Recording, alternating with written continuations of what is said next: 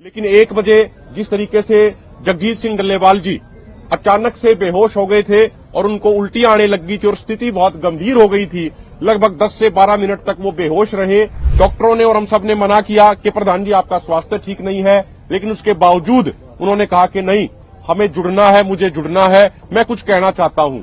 अगर हम नहीं जुड़ेंगे तो एक गलत मैसेज पूरे देश के सामने जाएगा। उनको बात रखने का मौका नहीं दिया गया।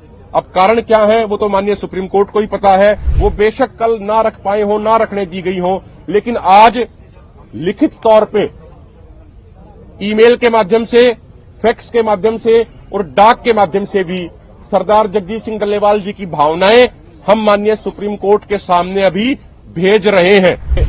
प्रेस के सभी साथियों का बहुत बहुत सत्कार है, धन्यवाद है, सम्मान है कि आप देश और दुनिया के कोने कोने में दोनों मोर्चों की आवाज और विशेष तौर पे सरदार जगजीत सिंह डल्लेवाल जी के संघर्ष को पहुंचा रहे हैं।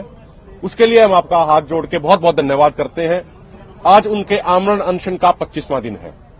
साथियों, जो एक ये बहुत महत्वपूर्ण और अर्जेंट जो प्रेस कॉन्फ्रेंस बुलाई गई है, उसका कारण ये है कि आप सबको पता ही है कि कल दोनों फोरमों के फैसलों के अनुसार सरदार जगजीत सिंह डल्लेवाल जी ने और दोनों फोरमों ने फैसला किया था कि 2 बजे वीडियो कॉन्फ्रेंसिंग के माध्यम से माननीय सुप्रीम कोर्ट की कार्रवाई के साथ डल्लेवाल जी जुड़ेंगे और वो अपनी भावना प्रकट करेंगे माननीय सुप्रीम कोर्ट के सामने।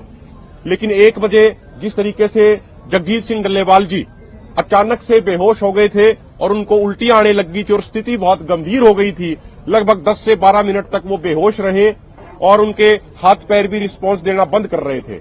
लेकिन डॉक्टरों के अथक प्रयासों के कारण, डॉक्टरों की बहुत मेहनत के कारण वो दोबारा होश में आ पाए। उनको कोई ट्रीटमेंट नहीं दिया गया, कोई दवाई नहीं दी गई। डॉक्टरों ने सिर्फ, जो एक्सपर्ट डॉक्टर हमारे यहाँ मौजूद हैं, उन्होंने उनकी पैरों की मूवमेंट कराई और मसाज दी। उसकी वजह से वो 10-12 मिनट के बाद होश में आ गए। लेकिन जैसे ही वो होश में आए तो उन्होंने, सबसे पहला सवाल उनका ये था कि वीडियो कॉन्फ्रेंसिंग की क्या तैयारी चल रही है। 1:45 बजे वो लगभग होश में आए थे। डॉक्टरों ने और हम सब ने मना किया कि प्रधान जी आपका स्वास्थ्य ठीक नहीं है, लेकिन उसके बावजूद उन्होंने कहा कि नहीं, हमें जुड़ना है, मुझे जुड़ना है, मैं कुछ कहना चाहता हूं। अगर हम नहीं जुड़ेंगे तो एक गलत मैसेज पूरे देश के सामने जाएगा। तो हमने लगभग 2:15 बजे, 2:20 के आसपास हम माननीय सुप्रीम कोर्ट की कार्रवाई से वीडियो कॉन्फ्रेंसिंग के माध्यम से डल्लेवाल जी जुड़े थे। 12 से 15 मिनट तक वो जुड़े रहे, लेकिन उनको बात रखने का मौका नहीं दिया गया। अब कारण क्या है वो तो माननीय सुप्रीम कोर्ट को ही पता है। जब हम ऑडियो का क्लिक करने की कोशिश कर रहे थे तो लिखा आ रहा था, you can not unmute yourself.